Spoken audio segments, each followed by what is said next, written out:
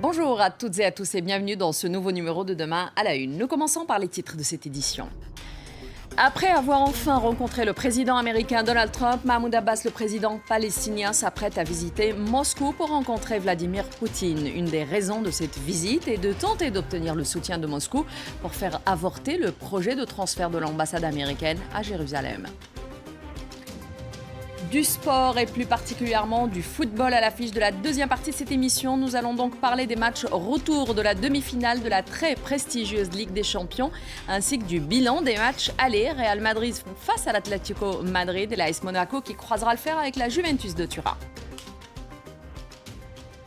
Bienvenue à tous et merci d'être avec nous dans ce nouveau numéro de Demain à la Une. J'ai le plaisir d'avoir à mes côtés donc pour cette première partie plutôt politique internationale. Nous avons à ma droite notre rédacteur en chef de Monte Carlo Doualiya. Bonjour Mostafa Tossa. Merci d'être avec nous. Et en face de vous, notre chroniqueur spécialisé en politique internationale et rédacteur en chef à France 24, Jean-Karim Fall. Bonjour. Bonjour Aziza. Nous allons donc effectivement parler de cette rencontre. Tout d'abord, il y a eu la rencontre tant attendue par les Palestiniens. C'était celle de Mahmoud Abbas avec le président américain Donald Trump qui a eu lieu donc cette semaine. Le président palestinien sera après en visite jeudi prochain, donc le 11 mai, à Moscou pour rencontrer cette fois-ci son homologue russe Vladimir Poutine. Ceci 2 jours avant la tenue des élections municipales palestiniennes en Cisjordanie et puis surtout 10 jours après l'annonce du Hamas concernant la modification de sa charte politique, et ce pour la première fois depuis sa création. Je commence donc avec mes invités pour parler de cette rencontre. Je commence avec vous, Jean-Karim. La rencontre donc Abbas-Trump intervient effectivement plus de 2 mois et demi après la rencontre du président américain avec le Premier ministre israélien Benjamin Netanyahou. Et puis, Trump veut et parle beaucoup d'un grand accord de paix au Proche-Orient, essaye de se donner a priori les moyens, a fait une série de nominations d'ailleurs. Il y a eu par exemple son ancien conseiller juridique, Jason Greenblatt. Il y a eu son gendre, bien évidemment, Jared Kushner, dont il dit que lui va s'occuper de tout ça. Il a aussi nommé comme ambassadeur des États-Unis en Israël un soutien fervent à la colonisation israélienne dans les territoires occupés, David Friedman. Alors ma question, quelle est la vision de Donald Trump pour cette paix au Proche-Orient dont il parle ? Vous faites bien de poser la question parce qu'il y a beaucoup de diplomates qui se la posent justement. Parce que pour l'instant, si vous voulez, il y a beaucoup de mousse. Il y a beaucoup d'agitation, mais concrètement, pour l'instant, personne n'est capable de deviner le cadre précis de ce futur accord de paix. Alors effectivement, il y a des effets de tribune. Il y a eu des effets de tribune il y a quelques mois avec le Premier ministre israélien. D'ailleurs, lors de cette visite, sa langue a peut-être dû un petit peu fourcher, notamment avec sa proposition de un État, 2 États. Oui, absolument. On notera d'ailleurs qu'on n'en parle plus. C'est quasiment passé aux oubliettes. Et cette fois-ci, avec Mahmoud Abbas, là, pareil, si vous voulez, c'est l'homme d'affaires, c'est le magnat qui dit « moi, rien ne me résiste. Moi, je vais résoudre le plus vieux conflit de la planète. » Le problème, je me répète, c'est que pour l'instant, on ne voit pas comment il peut le faire parce que, d'abord, du côté israélien, pour l'instant, je dirais que c'est le camp des faucons qui mène la danse, si vous voulez. Côté palestinien, les divisions que l'on connaît sont toujours là. Et puis, son staff, son premier cercle, et notamment son gendre, sont d'une discrétion à toute épreuve. Donc, pour l'instant, on ne voit pas encore les contours de cette vision. Alors, peut-être qu'on verra dans quelques semaines, puisqu'aux alentours du 20 mai, Donald Trump va se rendre en Israël. Alors, il va bien sûr rencontrer Netanyahou, le Premier ministre. Il va vraisemblablement revoir Mahmoud Abbas. On ne sait pas si c'est en Cisjordanie ou ailleurs. Et peut-être que là, on y verra un petit peu plus clair. Alors, Donald Trump avait aussi parlé pendant sa campagne électorale, et puis même un peu après, de déplacer l'ambassade américaine de Tel Aviv vers Jérusalem, ce qui pose très sérieusement problème aux Palestiniens. Est-ce que c'est pour ça que Mahmoud Abbas essaye d'avoir le soutien de Moscou ?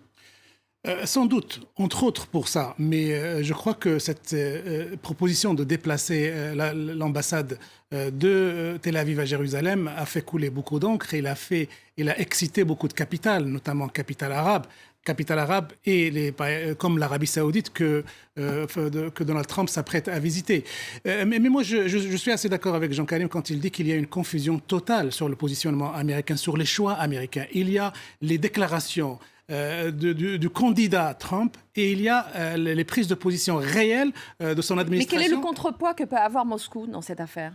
Bien sûr, ça a toujours été un rêve palestinien de pouvoir jouer les Russes contre les Américains pour jouer les contrebalanciers. Sauf que là où les Russes ont joué un rôle de contrebalancier dans la crise syrienne, ils n'ont pas été capables ou ils n'ont pas voulu le faire dans la question palestinienne. Les Russes, pour le moment, se limitent à utiliser une posture symbolique, mais il n'y a pas réellement un investissement politique fort pour obliger les États-Unis à changer de position ou bien pour poser sur la décision. Ils laissent les Palestiniens, du coup, tout seuls, à ne compter que sur eux-mêmes et sur leur possible alliance arabe, parce qu'il y a beaucoup de chefs d'État arabes qui sont succédés à Washington pour justement alerter Donald Trump pour qu'il ne commette pas l'irréparable, à savoir transférer cette ambassade vers Tel Aviv ou vers Jérusalem. Jean-Karim, Mahmoud Abbas a été même jusqu'à menacer de revenir sur la reconnaissance d'Israël si ce transfert avait lieu.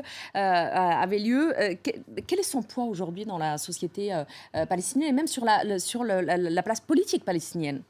C'est une bonne question parce qu'il faut voir les choses telles qu'elles sont. Mahmoud Abbas, normalement, n'est plus président depuis 2009. Oui. Depuis 2009.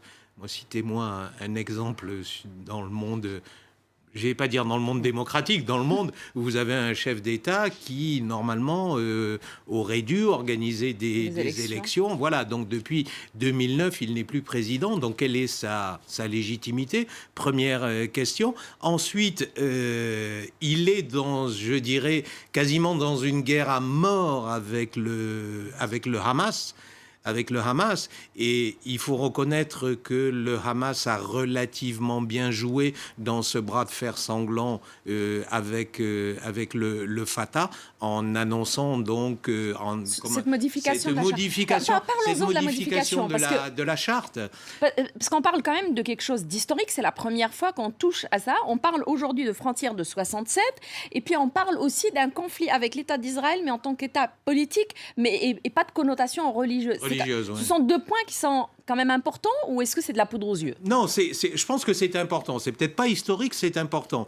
Mais je pense, et là peut-être que je vais vous rejoindre, je pense que cette position du Hamas, elle est d'abord mue par des considérations de politique intérieure, oui. C'est-à-dire à l'intérieur de la famille palestinienne. C'est essayer de s'imposer comme un interlocuteur, je ne vais pas dire valable, mais je vais dire présentable. Donc, pour être présentable, qu'est-ce qu'on dit ? On dit, OK, très bien, un État palestinien, très bien, on s'incline, ce sera dans le cadre des frontières de 1967. Le Hamas raciste, non, nous avons opéré un glissement sémantique, nous ne parlons plus des Juifs, nous parlons de l'entité sioniste. Oui. De l'entité sioniste. Alors, il faut savoir qu'il y a un certain nombre de pays, notamment de pays d'Europe du Nord, qui entretiennent des relations avec le Hamas, même si le Hamas est considéré par la communauté internationale, Union européenne et États-Unis comme un mouvement terroriste, il y a quand même des contacts. Donc, je pense que Méchal est celui qui va lui succéder dans quelques mois, essaie, si vous voulez, de grignoter un petit peu sur le terrain du Fatah et sur le terrain de Mahmoud Abbas pour essayer peut-être de s'inviter à la table d'hypothétiques négociations. Il y a un signe intéressant, c'est que quelques heures avant que Donald Trump ne reçoive Mahmoud Abbas, le patron du Hamas a lancé un appel à Donald Trump pour lui demander de faire preuve d'audace dans la gestion de ce dossier. Le Hamas essaie de revenir en tout cas comme je pense que le Hamas essaie de revenir comme partenaire présentable. Alors, sauf que les Israéliens reprochent à ce nouveau document, qu'il n'acte pas l'abandon de la lutte armée, oui. Ce qui est extrêmement important, et il ne se met pas dans la posture de reconnaître Israël. Bien sûr. De toutes les manières, en même temps, Khaled Meshaal, quand il a fait cette annonce, avait bien expliqué qu'il ne changeait pas non plus l'essence même du Hamas, que pour eux, c'est un mouvement de résistance qui reste là, puisque tant que toutes les terres palestiniennes n'ont pas été libérées. En tout cas, c'est comme ça qu'il l'avait présenté. Parlons, pour finir, des élections municipales. Donc, c'est la première fois qu'on va avoir des élections depuis 2006. 2006, c'était là où on avait vu les élections qui avaient fait arriver le Hamas au pouvoir avant qu'il y ait tous les problèmes qu'on a connus en 2007 et puis le retrait vers Gaza et se couper complètement du gouvernement palestinien. Ça sera donc le 13 mai. Normalement, ça devait déjà avoir lieu l'automne dernier. Ça devait avoir lieu en Cisjordanie et dans la bande de Gaza. Aujourd'hui, on ne parle plus que de la Cisjordanie, plus du tout de Gaza. Et ça sera donc le 13 mai. Un mot là-dessus. Oui, alors les élections palestiniennes, c'est très important parce que c'est eux qui fabriquent un interlocuteur politique à Israël et à la communauté internationale. Alors le fait que les Palestiniens n'ont pas été capables de tenir ces élections et en Cisjordanie et à Gaza montre justement que leurs divisions les affaiblissent par rapport à la communauté internationale. Et la communauté internationale, l'Union européenne, les pays arabes, l'administration américaine, quelle que soit sa couleur, demandent à ce qu'il y ait un interlocuteur palestinien légitimement représenté. Légitimement représenté pour la simple raison que ça reflètera la volonté des Palestiniens pour que, si demain, cet interlocuteur palestinien est invité à signer des documents historiques, à sceller le destin des Palestiniens, il y aura une légitimité derrière. Et ça, pour le moment, on en est encore loin, puisque les divisions font que les Palestiniens de Cisjordanie vont voter et ceux de Gaza vont regarder. En tout cas, pas le 13 mai. Merci beaucoup, Mostafa Atossa, pour ces explications. Merci, Jean-Karim, d'avoir été avec nous. Merci à vous. Je vous retrouve juste après le bulletin d'information. Nous allons parler football. Donc, vous restez en place. À tout de suite.